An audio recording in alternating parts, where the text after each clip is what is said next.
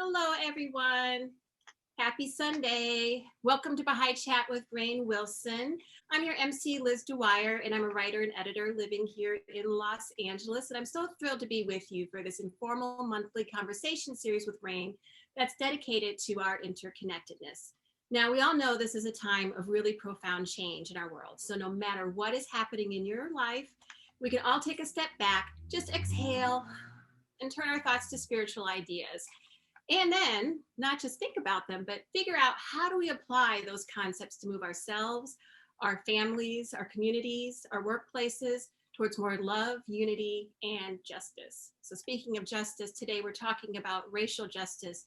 And our conversation is rooted in the writings of the Baha'i Faith and its fundamental teachings in the oneness of God, the harmony of all religions, and the unity of humanity. So it is always my great pleasure to introduce Rainn, who's one of my good friends and a fellow Angelino.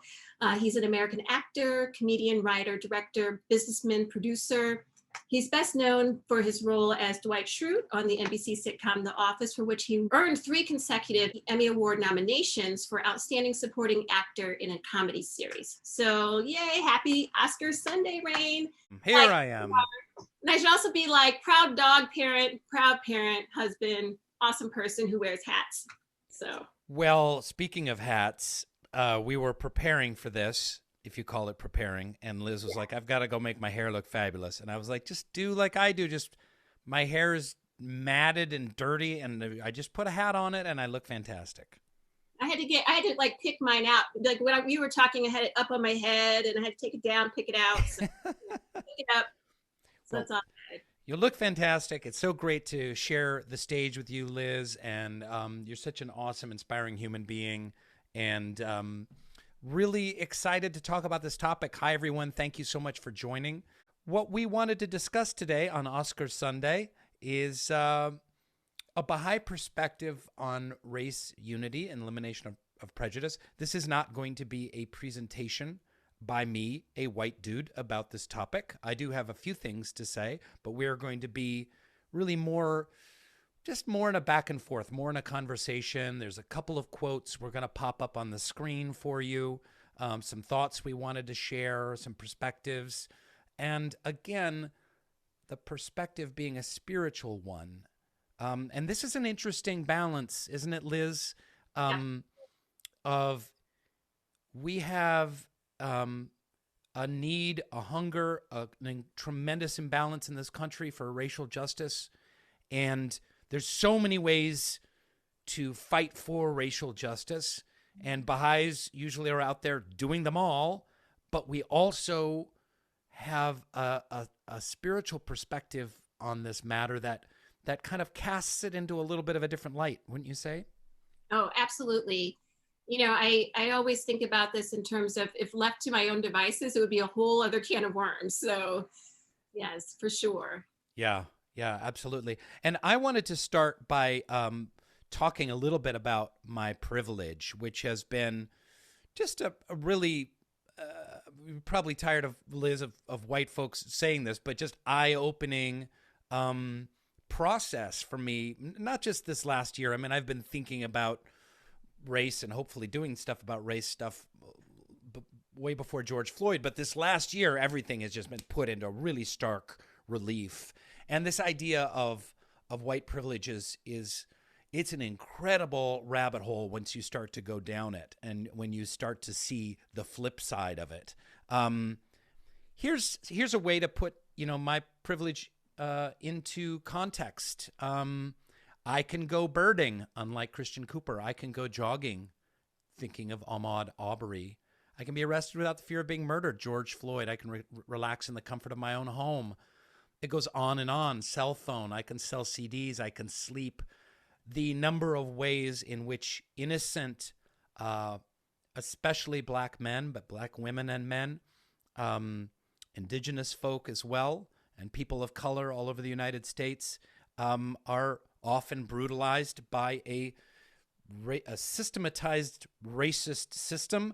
I don't even have to think about it. It doesn't even cross my mind as I head out of my house. I'm especially as a male, acknowledge that privilege, as a middle-aged male, as a celebrity. I mean, there's all of these boxes that I check.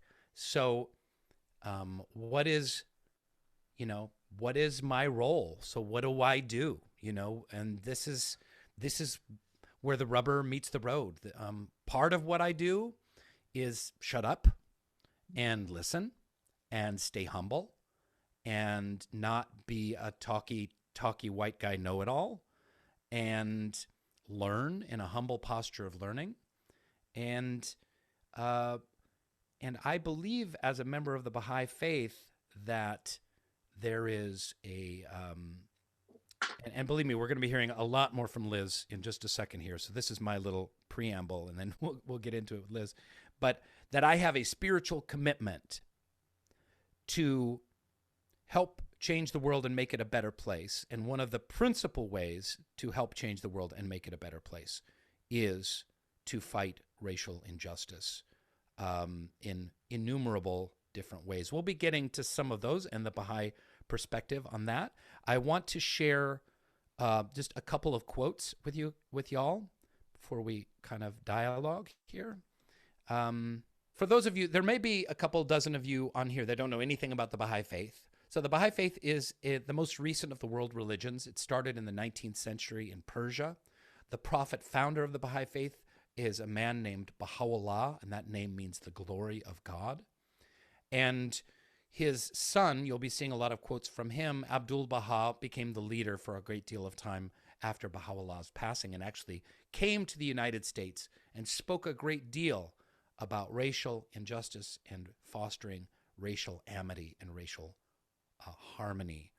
This was central to it was foundational to his beliefs. So there's about 6 million Baha'is around the world. We believe in all of the world's religions. We believe in the divinity of Muhammad, of Jesus, of the Buddha, of Lord Krishna. We seek to build bridges of unity wherever we are. We believe in the unity of the human race, that we're all one planet sharing this biosphere, and the equality of women and men, and many other teachings in that. That's kind of it in a very small nutshell. Here's just some quotes that I just want to throw out there. Maybe you've heard some of these before, maybe you haven't. It's just a good way to kind of start a conversation. Baha'u'llah says, "Let deeds, not words, be your adorning." So when I talk about my spiritual commitment to helping to fight racial prejudice and racial injustice on a personal level, on which it certainly exists, how could it not? I grew up in a world in which, white men ran everything and were the center of all attention. How could that not have affected me and be intrinsic in some of my building blocks as a human being in this planet? So there's the systematized racism I need to look at inside as well as systematically on the outside. But this is through deeds, not through words.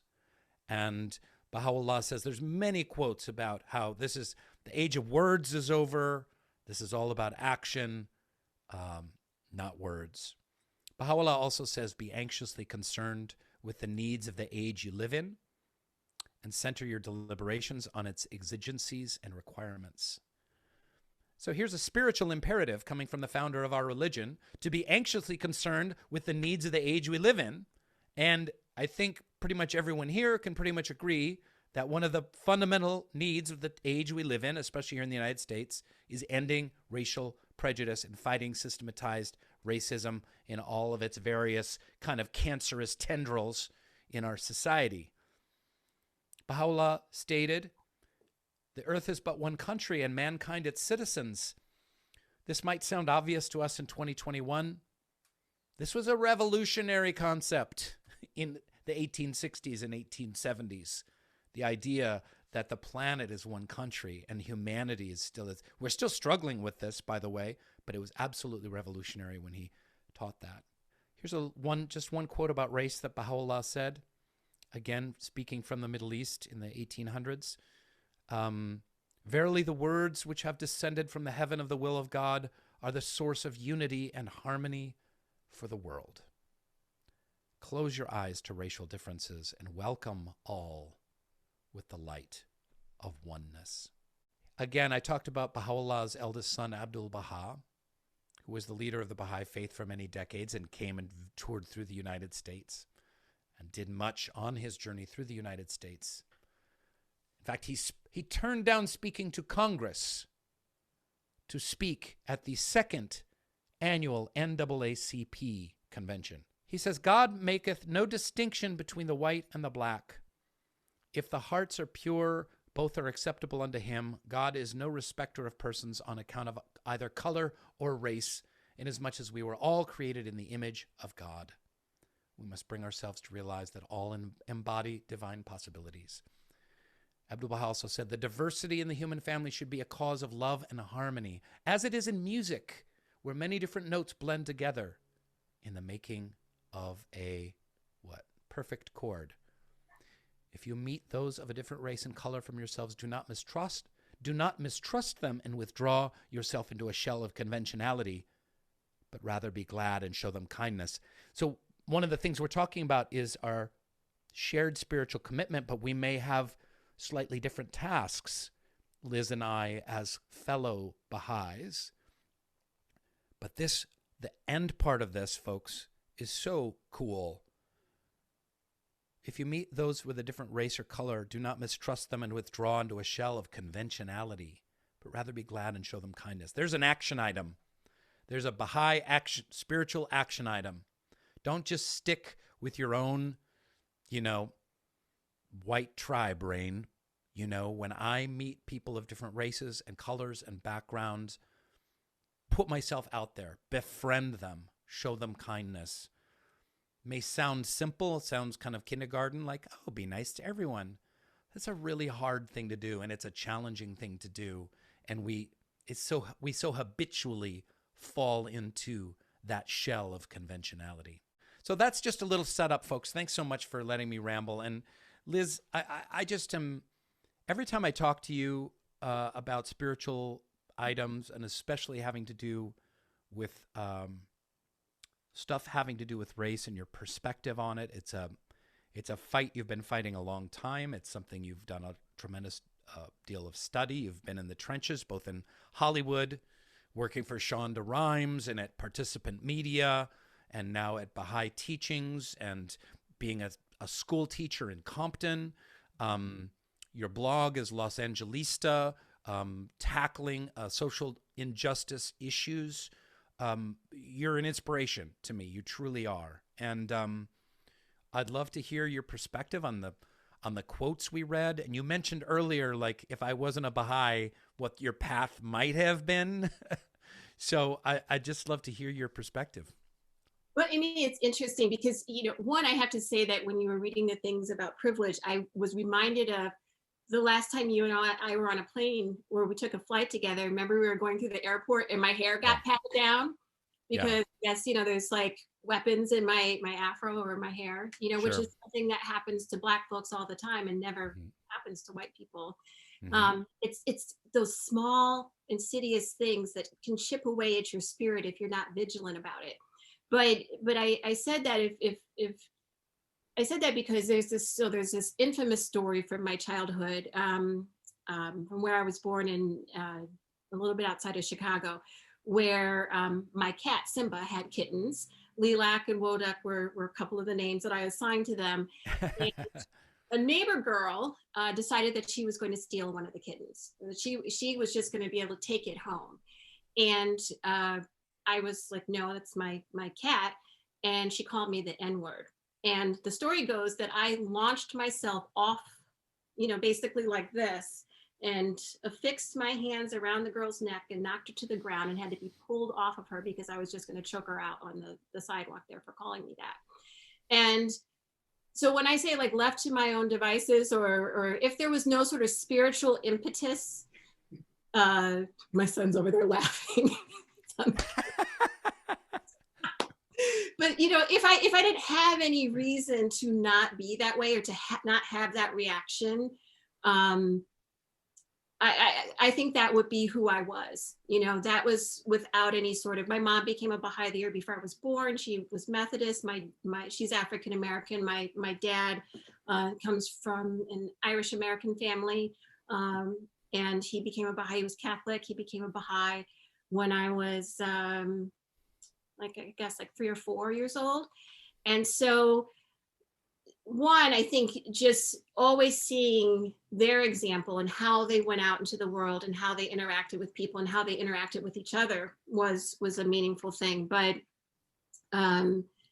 it matters when you know that your faith acknowledges, when you're talking about Baha'u'llah, knowing that Baha'u'llah acknowledged the inherent nobility of people of African descent, and actually called us the pupil of the eye, And let me jump in and just share that, which I conveniently have. So there's many references to this in the Baha'i writings. Here's one of them. And there's also references that Baha'u'llah actually was the founder, originator of this quote. Thou art, this is saying to an African American, thou art unto the pupil of the eye, which is dark in color.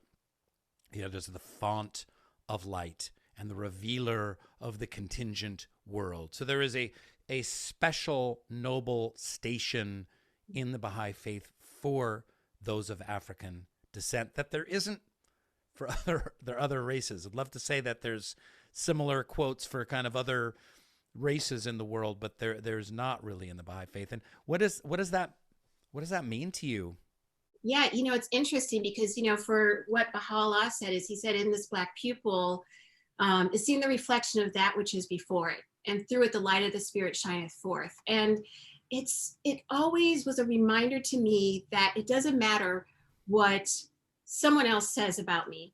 It doesn't, racism, the pain of it, you go out, you have to steel yourself when you're growing up and you're Black in America, steel yourself to go outside your house and like function and go to work and interact in all these different spaces. Because of the constant onslaught. Racism is the through line of every single system in our nation. Anti-Blackness is the through line of every single system in our nation. And when you have this spiritual reminder of who you are, like I said, that does something to you. It's not like a magic wand that, ta-da, now you therefore have like magic powers to basically have blinders on of all of these things. It doesn't mean that the racism that you experience doesn't hurt and isn't painful and can't kill you, because yes, it can. But what it does mean is that, when you come back home at the end of the day and you're bringing yourself to account and you're thinking about, what did I do personally to bring about racial unity? What did I do to bring about justice? Because Baha'u'llah said the best beloved of all things in my sight is justice, And so I have a spiritual obligation to put that out into the world and do whatever I can until my dying breath to work for race unity. Because we see what happens when we don't. We see blood running in our streets. We see the suffering. We see the inequality. We see more Black and brown people dying of COVID infections than any other group, And that's because of racism. Yeah. And what is, you referenced this when you talked about leaping at the girl and you were going to strangle her for not only kidnapping your cat, but calling you the N-word. And then you mentioned, well, as a Baha'i, this gave me a different path. So what is that path? How is it different? Not killing people? No. At one point they got me this book called No Fighting, No Biting, which was, I still laugh about that sometimes. But no, I think the path that it gives you is it gives you a really clear framework. There's, speaking of justice, there's a book, it was a letter which I have as a book. It's like a book-length letter called The Advent of Divine Justice. And in this, Shoghi Effendi, who was the grandson of Abdul-Baha, basically provided the American Baha'i and Canadian Baha'i communities with a complete framework of what we need to do to bring about divine justice, a world of peace, prosperity, harmony for everyone. And key to that is the elimination of all forms of prejudice. And this was written in 1938. And so when you know that, and you have this framework of this is what you are supposed to be doing. This is where you should focus your efforts. This is how you can actually make a difference. And then if you think about, I think sometimes we forget about this, but the abolitionist movement, we know that a huge part of Christianity in the Bible was warped and twisted to justify slavery, right? That was not Christ's intent by a long stretch of the imagination, of course, right?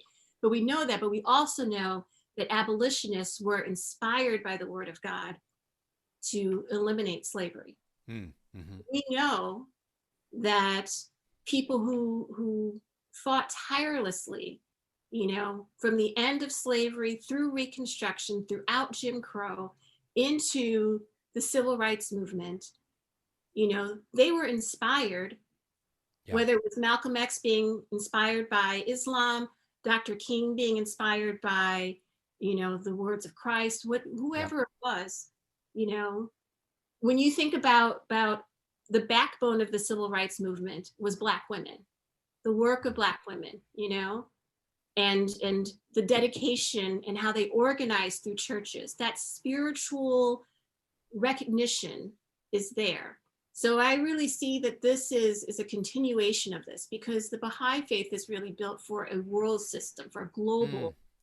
That's beautiful. I had never really thought about it in that context before. See, what a humble posture of learning gets me is like tracing abolitionists and the fight against slavery in the 19th century to the work of people in the church that were against Jim Crow and even Malcolm X and Martin Luther King and that in the civil rights movement of the 50s and 60s, tracing that spiritual thread through that and leading that, connecting that to this book. And we'll get to this book and some quotes from it, Advent of Divine Justice, and the work that Baha'is are doing right now. That's a really beautiful context to see that struggle. No, for sure. It's like it's a through line, because we see what the alternative is. If you don't have that golden rule, that through line of every world religion, if you don't have that, we see how folks act out in these streets. There's you don't have you are the person who is lunging off the sidewalk, to choke somebody out. So, and really, I think that's what we're grappling with now is that has been the way that humanity has operated for a really long time. And yet we also have the ability to recognize, what does it look like when we actually consult with each other, when we listen, when we actually take action based on spiritual principles and hold ourselves accountable to those. So well said. And just going back historically, and then we'll get into some quotes from the Advent of Divine Justice, that I don't know the specifics of it, but that decision that was made at the highest reaches of especially the Catholic Church to count Black people and people of color, indigenous people, as less than human, subhuman, half a soul, a quarter a soul, they would kind of mark in these, and which justified just the wholesale rape and pillage of, the imperialistic movements into Africa and into the Western Hemisphere, and then justified slavery quickly after that. Like that decision or series of decisions was really the most catastrophic decision. That's kind of, if you're going to trace it all back in human history, that's got to be the worst, most contrary to the spirit of the Bible, certainly, most anti-God decision ever made, and the most catastrophic. Here's some quotes from Advent of Divine Justice. These are a little thick, people. Bear with us. They're he's quite a writer, Shoghi Effendi, and very hard-hitting. Like Liz said, 1938, written as kind of a letter to the Baha'is of North America. Here's some stuff where he starts to get into racial prejudice. As to racial prejudice, the corrosion of which, for well nigh a century, has bitten into the fiber and attacked the whole social structure of American society, it should be regarded as constituting the most vital and challenging issue confronting the Baha'i community at the present stage of its evolution. And folks listening, this is a quote the Baha'is say a lot, the most vital. Think about vital, like it's more than important. It's like whatever a step above important is. And challenging. It's a tough one. It's challenging on every level. The ceaseless exertions which this issue of paramount importance calls for, ceaseless exertions, the sacrifices it must impose, the care and vigilance it demands, the moral courage and fortitude it requires, the tact and sympathy it necessitates, invest this problem, which the American believers are still far from having satisfactorily resolved, with an urgency and importance that cannot be overestimated. His choice of words, Shoghi Effendi, exceptional writer, nothing vague here. Ceaseless exertions, sacrifices, care, vigilance, moral courage and fortitude, tact and sympathy. Every differentiation of class, creed, or color must automatically be obliterated. Oh, there's a command. Every differentiation of class, creed, or color must automatically be obliterated. Obliterated. Very good word. And never be allowed under any pretext, and however great the pressure of events of public opinion, to reassert itself. If any discrimination is at all to be tolerated, it should be a discrimination not against, but rather in favor of the minority, be it racial or otherwise. Now, there's some other quotes we're going to get to, but Liz, what pops into your head when you hear those searing words coming from a Persian living in Palestine who's never been to the United States, but has such a canny insight into exactly how complicated, difficult, challenging, and vital this issue is? One, it's breathtaking to me because how relevant that is to right now in terms of what we are required to do or what we need to do. But it also makes me think about, all right, how do I take action? How do we make this happen? Because people are suffering. You know, this isn't a passive sort of, well, that was kind of nice to read. You know, this, what he's saying is, okay, you all got to get it together and take action, because this is serious, and the peace of your country depends on it, and the peace of the world depends on this. And it's interesting, if you remember last year after George Floyd was murdered, and the uprisings, the outcry against that started here in the United States, and then it spread around the world. Yeah. People were watching us. Yeah, it's an outcry of people recognizing that racism is a disease which infects the entire planet, and we are a prime exporter of it. And so the power of, if we can export race unity out to the rest of the world, if we can provide a model of white people and Black people and people of Asian descent and people of Latino descent, our indigenous brothers and sisters, everyone being able to come together, that's a powerful model for the rest of the world. The question is, do we have the courage to do what we each need to do to make that happen? That's the question. Do we have the courage? Yeah. And he says the moral courage that it requires. In this letter/tablet, Shoghi Effendi has some instructions to the white believer and the Black as well. And these words to the white believers, the Baha'is, but really it's not just Baha'is, it's for everyone in North America, is incredibly insightful. I'll share that with you here. Let the white make a supreme effort to abandon once and for all their usually inherent and at times subconscious sense of superiority. So that's huge. To correct their tendency towards revealing a patronizing attitude toward the members of the other race, to persuade them through their intimate, spontaneous, and informal association with them of the genuineness of their friendship, the sincerity of their intentions, to master their impatience of any lack of responsiveness. I'll repeat that again to make it clearer. And to master their impatience of any lack of responsiveness on the part of a people who have received for so long a period such grievous and slow healing wounds. Now, there's so much to unpack here. I mean, Liz and I were joking like, oh, we have an hour on Baha'i Chat and we're going to solve racism in an hour. So obviously, we can't do that. You could do an entire hour-long talk just on this paragraph. And again, here's action items.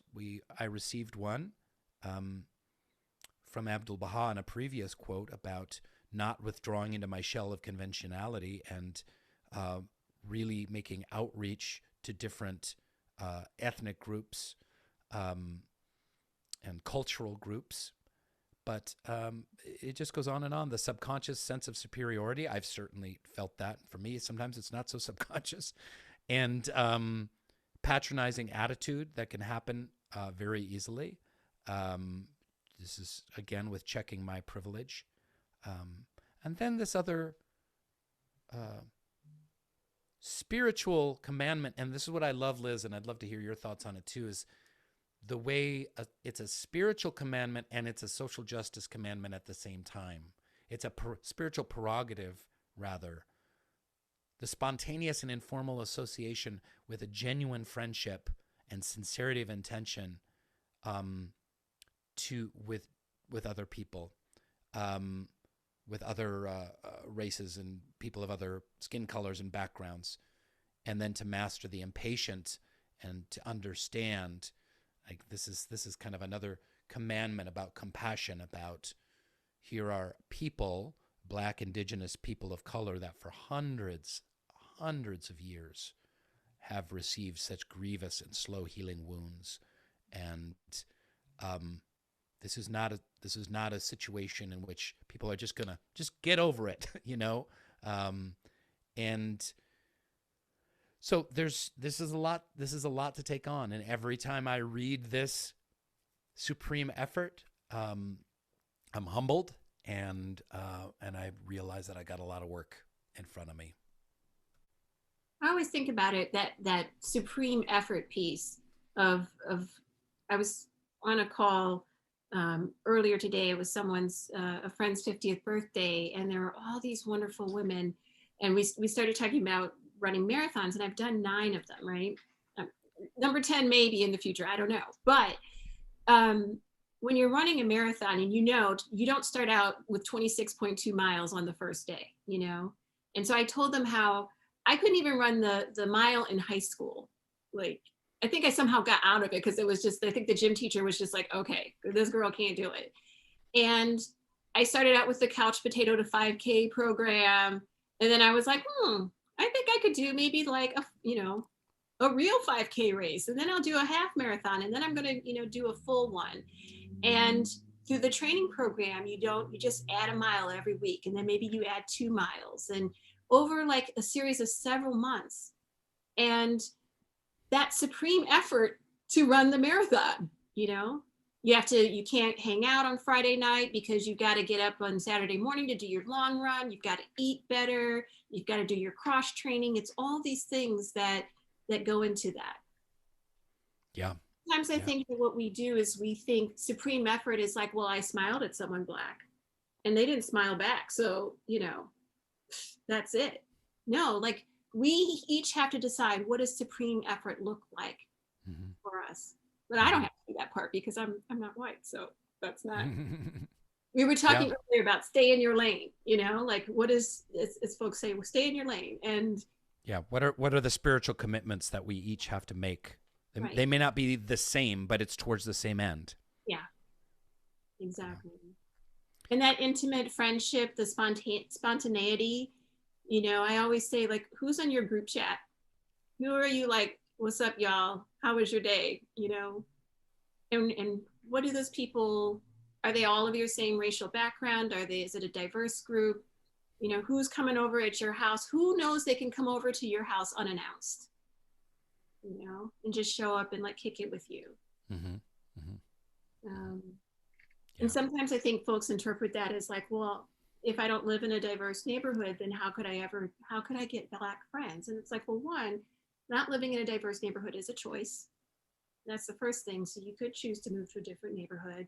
But two, like, there's so many different ways to meet people, like through, obviously now pandemic time, like, Mm-hmm. no, like it's a little bit more challenging, but even online, people meet each other through gaming or, talking on Twitter or on Instagram, or in real life, there's all sorts of different meetup groups, or Sure. in joining organizations or groups that are, you know, If you want to be friends with Liz, by the way, it's really simple. You just join your local Depeche Mode fan club. that's right. That's right. There you go.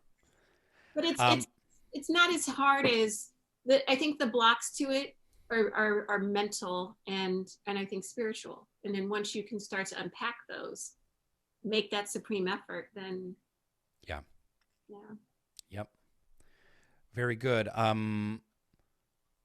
I'll continue on the quote here, Liz. And folks, if you have questions, thoughts, comments, well, maybe not comments, but questions for me and Liz, we'd love to address them. We're going to leave some time for that at the end. So we would love to hear from you. You could put it in the Q&A on the chat function. I'm going to let you read this next part, Liz. And I'll preface this by saying that the language, again, keep in mind, Shoghi Effendi wrote this in 1938. So when you see the word Negro, that was the parlance of the time. That was the language that people used at the time. That's what Black people themselves referred to each other as. So it says, this is what I, as a person of African descent, am supposed to be doing. Okay, so this is what I'm accountable to. So it says, let the Negroes, through a corresponding effort on their part, show by every means in their power the warmth of their response, their readiness to forget the past, and their ability to wipe out every trace of suspicion that may still linger in their hearts and minds.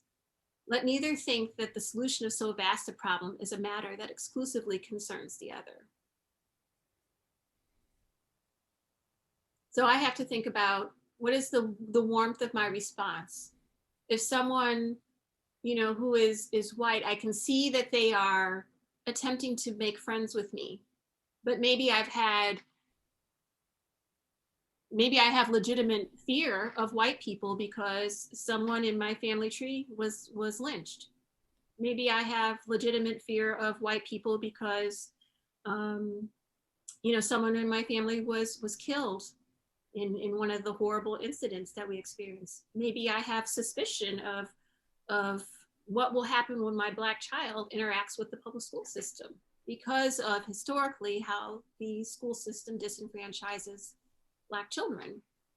So I have to hold myself accountable to when I see someone who is working to get rid of that inherent sense of superiority. And they are working to have that intimacy and the genuine friendship and the love, and they're making that supreme effort, that I say, okay, I'm going to respond warmly to them. And sometimes I think people, when they say readiness to forget the past, it doesn't mean act like that did not happen. But when you really love somebody, when you're in a relationship with someone and you all have some drama, some things that have happened, and then someone apologizes, you say to them, it's all forgiven, and you move forward together. And that's the thing, you're moving forward together.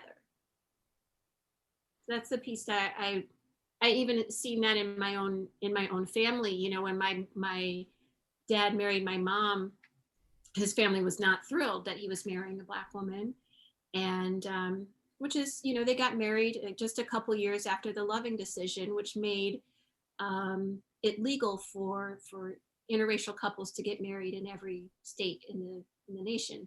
At the time in 1967, when that decision was made, it was still illegal in 16 states, mostly across the South, for Black and white people to get married to each other. And so, of course, they're not super thrilled about this. And they didn't attend my parents' wedding. But I remember I guess it was like 2009, when my dad's brother apologized to my mom for this.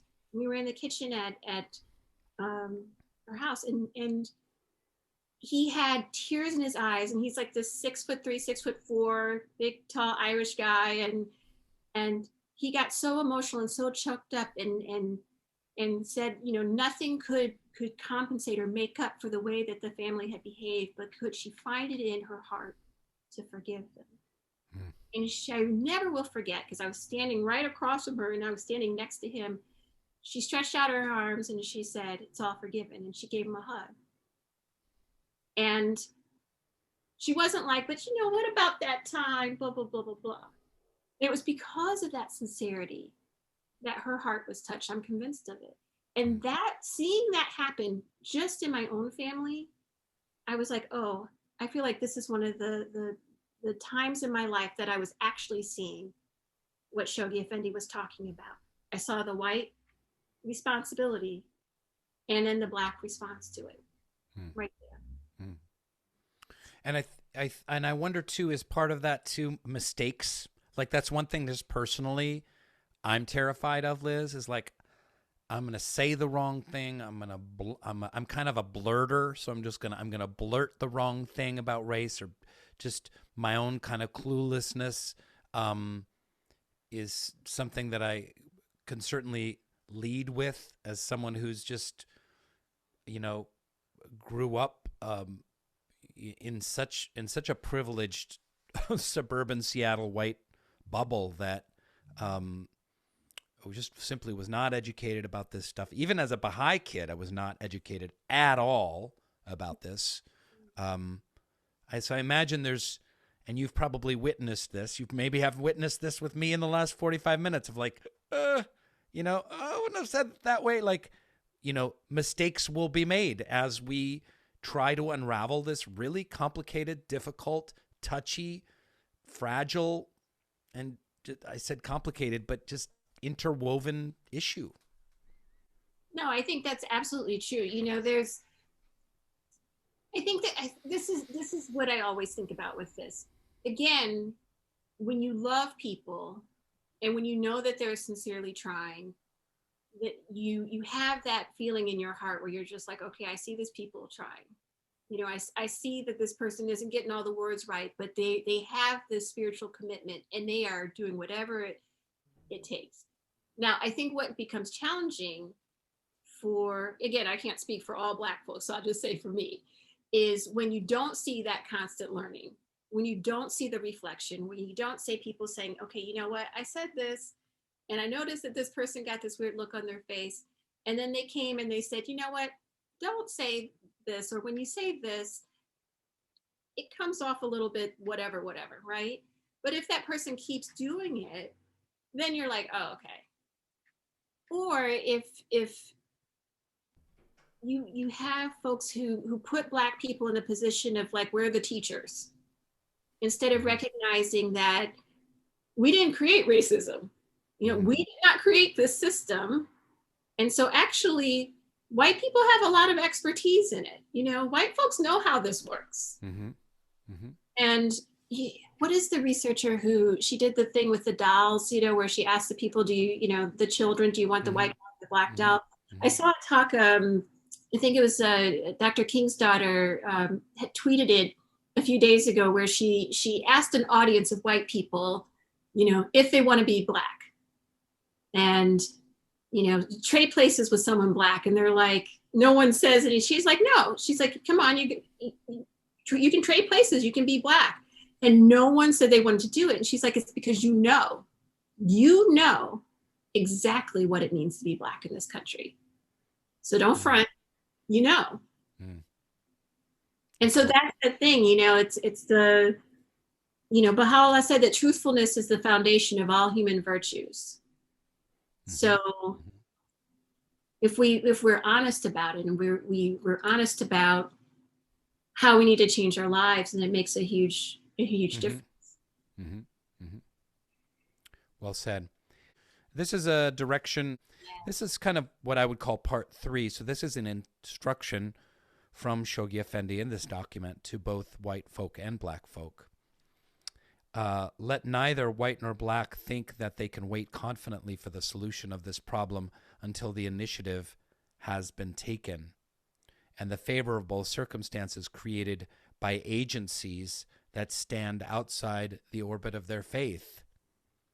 Let neither think that anything short of genuine love, extreme patience, true humility, consummate tact, sound initiative, mature wisdom, deliberate, persistent, and prayerful effort can succeed in blotting out the stain which this patent evil has left on the fair name of their common country. Again, so much to unpack here, but this list of necessities in solving the problem: genuine love, extreme patience, true humility, tact, initiative, wisdom, deliberate, persistent, prayerful effort. As the people I work with hopefully are making efforts in this realm, this is the mirror to hold our efforts up to. Does it contain genuine love, real patience, humility, tact, initiative, wisdom? And does it have a deliberate, persistent, and prayerful effort? Because those are what is needed to blot out this stain. Again, so much easier said than done. It's so complicated and difficult. That being said, it's so necessary. It doesn't mean that we hold back for fear of failure. So those are just some things that pop into my head.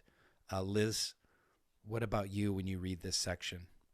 I'm always like on the patent evil part of this, and the fair name of their common country. Like, we're here together with this. And it's sometimes I think folks are so worried about getting it right, but for Black folks, we're out here dying, and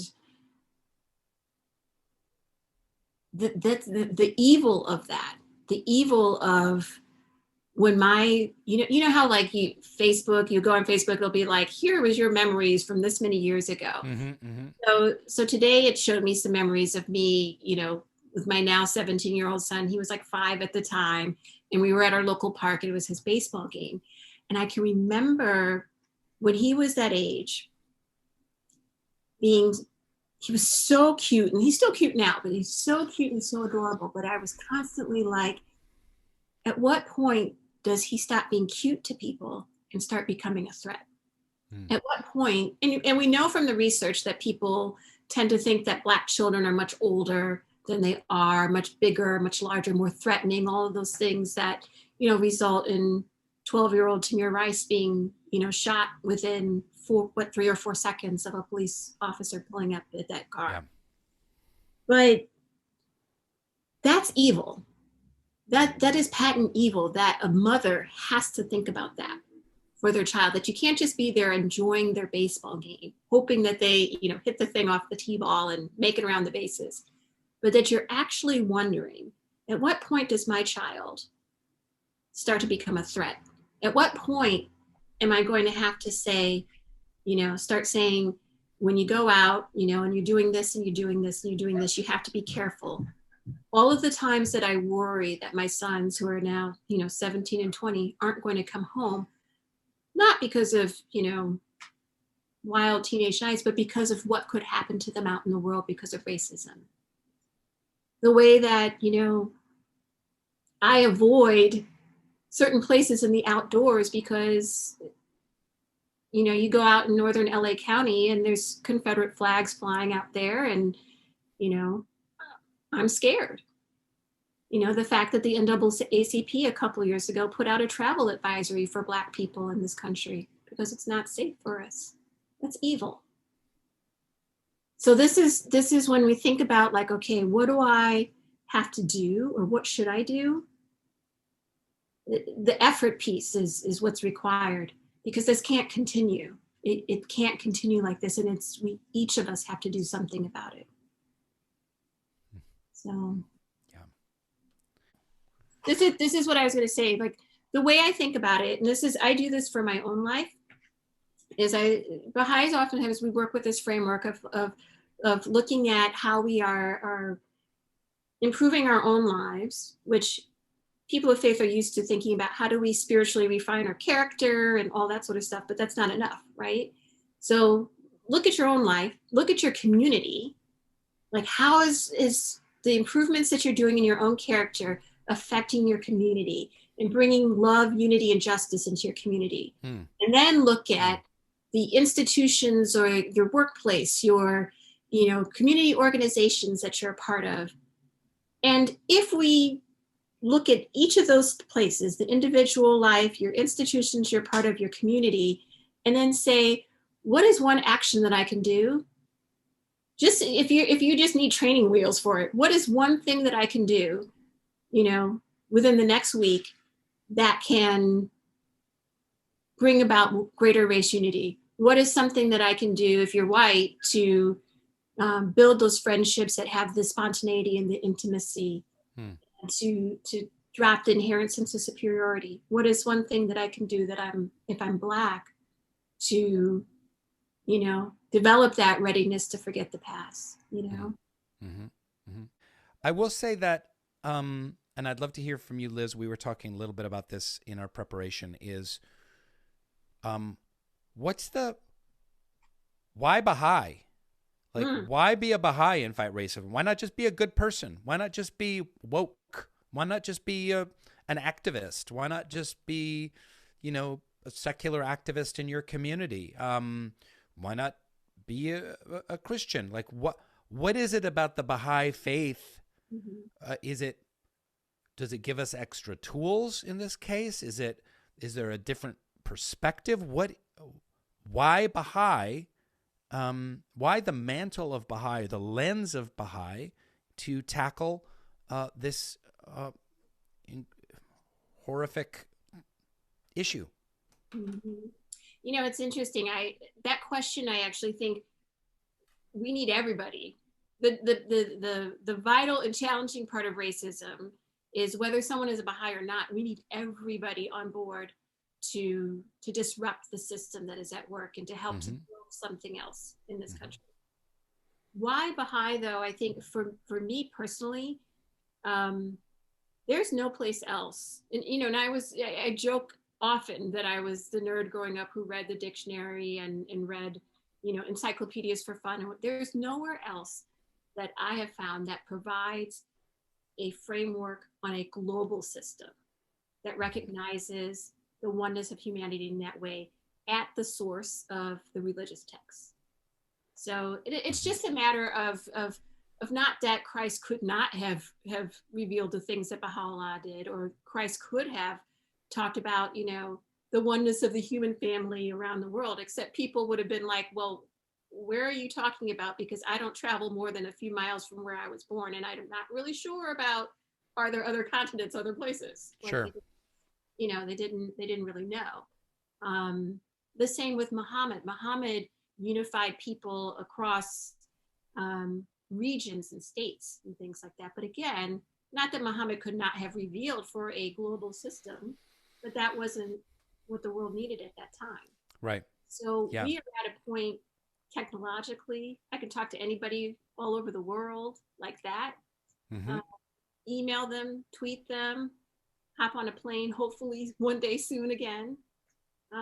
We are all so connected. This virus has taught us that, If nothing else. I wish all these hundreds of thousands of lives had not been lost to it. But for those of us who are here, who are left, when I live in a neighborhood here in Los Angeles where there were folks who were African American who befriended folks who were of Japanese descent, Japanese people who were then had their homes, were taken and put in concentration camps in World War II. And their African American friends were trying to help them here. Hmm. Hmm. That's how connected we are. And those are those kinds of histories, that other tradition. And oftentimes I think you see, I don't think that there's any magic wand waved over Baha'is that means like, yes, we are therefore not racist, or we are, you know, somehow, oh, one of my other kids is coming home now. Hey, Olivia. That we somehow got it right. We all have to work at this, you know. Mm-hmm. Mm-hmm. Mm-hmm. But, you know, again, when I know that Baha'u'llah gave African, you know, people of African descent, not just African Americans, but people of African descent, this spiritual station. Mm-hmm. And when I know that there is, that the unity of the world depends on this, you know, that's huge. So to me, that is why Baha'i. Excellent. There's a couple questions we'll get to and we'll wrap it up. Trevor Wolf says, I'm a Christian. Would Baha'is be able to support social justice for people by using the Bible? And, you know, I'll just dive into that and say, just like Liz said, like, we need everybody. And this is, you know, the point of this talk is, yes, it's to let people know about the Baha'i faith and the Baha'i perspective on this really serious issue. But our point of being here isn't to convert you to the Baha'i faith, but more to inspire everyone to work together in action. So atheist or secular or Christian, Muslim, whatever your background is, Jewish, we can all do this together. We all have a role to play. And inherent of the oneness of humanity are the teachings of Jesus Christ of love thy neighbor, and that we're all, you know, we're all made in God's image. And that is key, that is crucial, and that's directly from the Bible, both, you know, the Torah and the New Testament. So Baha'is are eagerly, we read from the Bible, we love the words of Jesus, we revere Jesus Christ and his sainted, incredible station, and want to work hand in hand with Christians on this issue. So thank you for that question. An anonymous attendee. Here's a tough one. Here's a tough one. Says, as difficult and sensitive as it is to engage in this healing process for people of goodwill who want to be part of healing and wholeness, what approach would you take with those who hold their racist views as correct? KKK, white supremacists, militant black folks. Okay, I'm not sure what that means exactly, but people who want to stay with their own kind and keep races separate. How do we reach them? Any thoughts there, Liz? I mean, it's interesting because I think that there is, you know, if you see a dog running around, a stray dog, you don't put your hand out there for it to bite you, you know, for you to do you harm. So I think that there is a piece of you have to be prayerfully aware of your surroundings and your situations. And I may not necessarily feel comfortable. It may not be my role to engage with people who are white supremacists, who are actively, you know, out there with it, who are like, you know, doing harm and killing people. You know, that may not be a place of safety for me, and I'm okay with that. You know, that's okay. I think, again, like, one of the things that I've seen from white folks is the ability to have conversations with each other.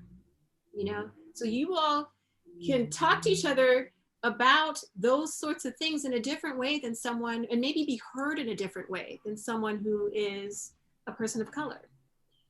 I think that's really important to do. I'm really more, there's never anyone that I'm not willing to engage with love and whatnot, but I also think that there's a piece of keeping yourself safe. And there's a lot of people, I think that there are a lot of people who are out there who really care very deeply about this, and they just don't know, what is the next step I take? What should I do? So those are the people that And quite frankly, the place that I spend my time engaging with, white folks, my Asian brothers and sisters, Latino, indigenous folks, but I spend the bulk of my time, and particularly I think sometimes people get into arguing with folks online. I don't do that. I'm not trying to debate race with you online, on Twitter or Facebook or whatever. What I'm actually interested in is uplifting and amplifying the voices of Black people who are, that I think is much more needed in that space than anything else. Very well said. Very well said. And I think that there is redemption for all. I think racism, in my perspective, as speaking as a white dude, is for us whites is really on a spectrum. It's not kind of like, oh, they're the racist. That kind of was an old way of thinking of like, oh, KKK guys are the racist ones, and people who use the N-word maybe are number two, and then derogatorily, and then everyone else is like, okay, yay, we're okay. We like Black people. I have 3 Black friends. But it really is just the scale of gray and, Black to white, and it's all gray. So, I do believe that those people, filled with their hate, they learned it from somewhere. They can unlearn it from somewhere else. You may not be able to change their mind by arguing with them on Twitter, correct? You may have to change their minds through loving them, believe it or not. But that may not be Liz's role. That might be my role. That might be your role, anonymous attendee, whoever you are who wrote the question. Folks, we got to wrap this up. We got some announcements to make here, Liz. Yes, we do. Let's see. Announcements. If you'd like to have a one-on-one virtual guide, a person to answer any questions as you're going through your own personal process, if you want to know more about the Baha'i Faith, you can email info@baha'i.chat and write guide in the subject line, and someone will get back to you. And it's a great way. It's a great way to learn more about the Baha'i Faith is to just have someone you can email with or call if you need to, like, what should I read next? There's a lot of questions. There's a lot of just this giant library of information on the web. So it's David Hoffman and the folks at Baha'i Chat have come up with a really great info@baha'i.chat, right guide in the subject line. It's a great way to learn more. Absolutely. And, I think, for this subject, like you said earlier, it's not like this is the first or the last time that we can have this conversation about this topic, because there's so much to unpack. And like you said, it's not just the people who, have on the hoods and all of that. We live and breathe racism in this country. Mm-hmm. It's in the water we drink. It's in every system that we have. So it's not something that maybe will be solved in my lifetime or your lifetime. But we can do what we can to chip away at that and really try to transform things. So yeah. And there's a little message from Deborah and Larry Dwyer. I wonder who they could be. They say, thank you for a courageous and healing conversation. Love, Mom and Dad. Well, what's up, folks? Hey, how sweet. Okay.